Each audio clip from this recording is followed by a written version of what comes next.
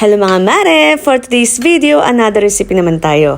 Magluluto nga pala tayo ngayon guys ng ginisang pusit or adobong pusit. Tara! Naglagay na nga rin ako dito guys ng kunting mantika. At pagkatapos nga uminit ng mantika, nilagyan ko na rin ng ating onion. At isinunod ko na nga rin dito yung ating garlic. So papupulahin lang natin yung ating bawang mga mare bago natin isusunod naman yung ating kamatis.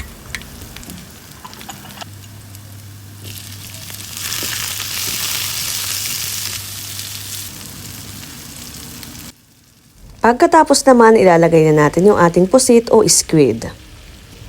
So magtutubig ito mga mare, so hindi nyo na kailangan lagyan to ng tubig. At lalagyan na rin to natin ng soy sauce. At syempre, hindi rin mawawala yung ating paminta. Maglalagay na rin tayo dito guys ng ating asin para magkalasa na rin yung ating pusit.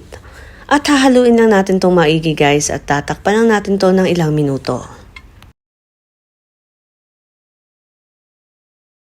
At after nga ng ilang minuto, bumubulak na ito at pwede na natin lagyan ng onion leaves. Naglalagay nga pala ako dito mga mare ng onion leaves. So nasa inyo pa rin kung gusto nyo maglagay nito. Ang onion leaves kasi mga mare ay pandagdag lasa din sa ating niluluto.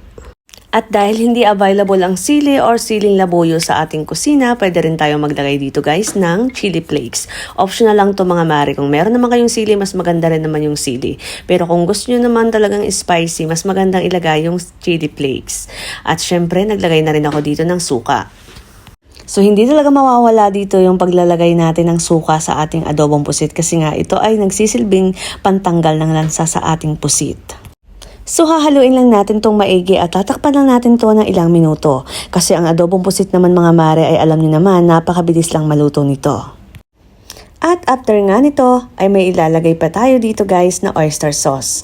Ito naman yung pampalasa ko guys. So nilagyan ko lang siya ng konti. Kasi nasa inyo pa rin guys kung anong ilalagay nyo. Kung bitchin or nor cubes. Depende na sa inyo guys. Ako kasi mas gusto ko, mas preferred ko ang oyster sauce.